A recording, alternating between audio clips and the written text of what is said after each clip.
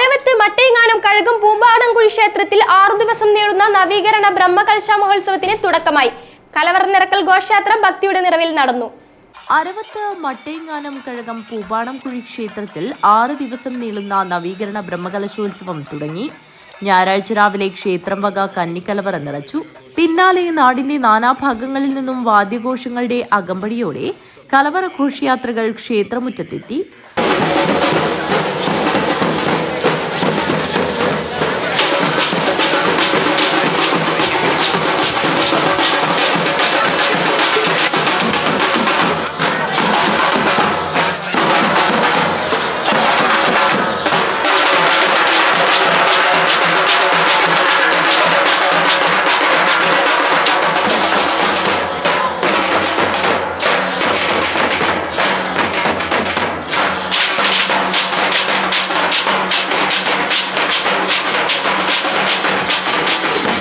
മട്ടൈ പതിക്കാൽ പ്രാദേശിക സമിതികൾ, അരവത്ത് തച്ചങ്ങാട്, പാലത്താട്, തെക്കേക്കര വിശ്വകർമ്മ തറവാട്, കൂടാനം യാദവ സഭ, കരുവാക്കോട്, തച്ചങ്ങാട്, വാഴവളപ്പ്, പൊടിപ്പള്ളം, പാലത്താട്, പൊടിപ്പള്ളം, കുതിരക്കോട്, തച്ചങ്ങാട്, കേക്കാനം, കാലിച്ചാമരം, വള്ളിയാലങ്കിൽ, ആലക്കോട്, തോക്കാനം മൊട്ട പ്രാദേശിക സമിതികൾ, തൊട്ടി, കിഴക്കേക്കര, പള്ളിപ്പുഴ, ശ്രീനാരായണ ഗുരു ദേവാമന്ദിരം, തോക്കാനം തറവാട്, കീക്കാനം, അരയാലുങ്കാൽ വിഷ്ണു ക്ഷേത്രം, കാപ്പിയ കരപ്പാടകം യാദവസഭ, അരവത്ത് വാഴന്നൂർ, അഖില കേരള യാദവസഭ പൂച്ചക്കാട് തുടങ്ങിയവിടങ്ങളിൽ നിന്നും കലവറ നിറക്കൽ ഘോഷയാത്ര എത്തി.